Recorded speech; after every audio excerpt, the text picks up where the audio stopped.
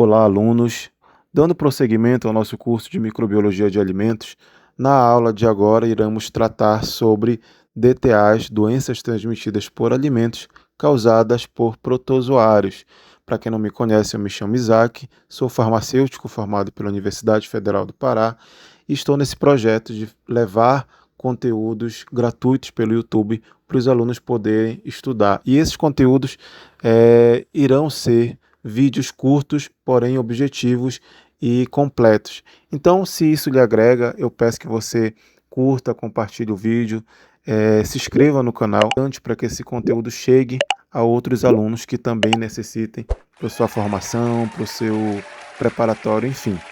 Então, sem enrolação, vamos lá falar um pouco sobre as características gerais dos protozoários.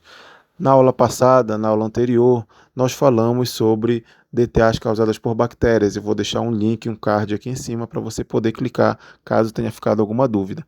E já dando prosseguimento ao reino protista, os protozoários eles são organismos eucariontes, ou seja, eles possuem um núcleo definido e também possuem organelas.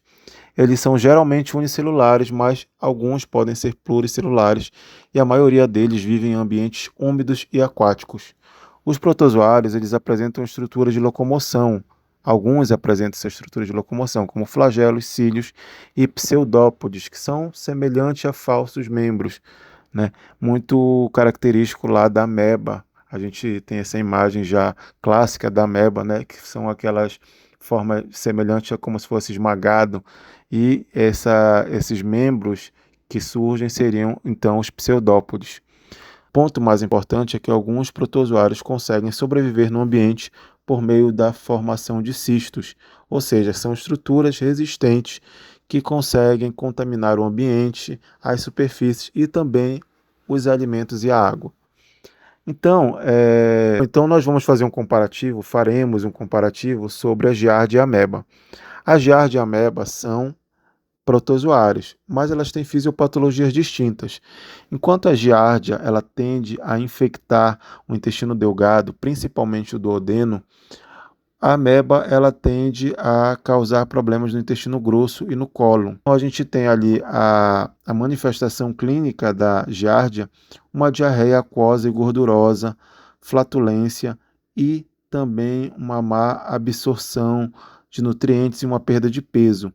Enquanto na ameba a gente vai ter esses sintomas também, mas a possibilidade de desenvolvimento de um abscesso hepático, uma vez que a ameba ela tem tropismo por tentar acessar essa parte do intestino, o sistema porta. Enfim. Lembrando que os tratamentos podem ser semelhantes ali à base do metronidazol, ajustadas às devidas doses de acordo com um protozoário ou outro.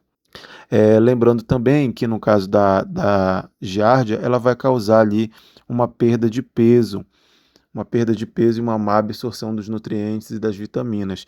Enquanto da ameba, é importante ficar delimitado isso, existe a possibilidade da formação do abscesso hepático por esse tropismo do protozoário à região do sistema porta hepático. Outro ponto a ser lembrado é a questão das formas infectantes. Nós temos os trofozoítos e temos os cistos. O trofozoíto é a forma que o protozoário se apresenta no interior do organismo, ou seja, aquela forma semelhante a aquela imagem clássica da ameba ali esmagada, daqueles pseudópodes. Eu irei colocar, acredito que já esteja aparecendo no vídeo, a forma do trofozoíto. Essa forma não é a forma infectante, é a forma que a gente encontra no organismo.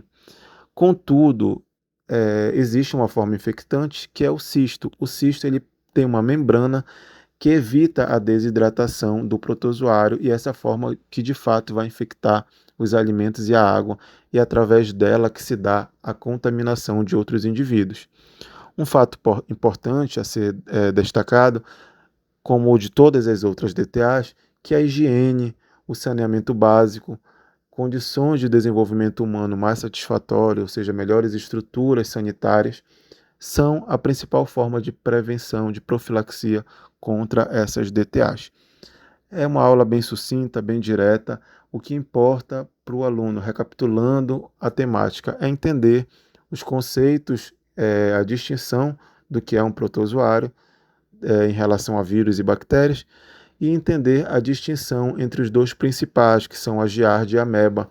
Elas são ambas causadas por protozoários, mas a gente tem ali na ameba um tropismo pelo sistema porta e a possibilidade de ocasionar um abscesso hepático, enquanto na giardia você vai ter uma má absorção de nutrientes e uma perda de peso mais acentuada. Então, eu espero que tenha contribuído com o aprendizado de vocês. Oriento os alunos a realizarem agora algumas questões de fixação nas plataformas de questões disponíveis na internet e nos encontramos na próxima aula para trabalhar DTAs causadas por eumintos e outros vermes do reino animal. Até a próxima.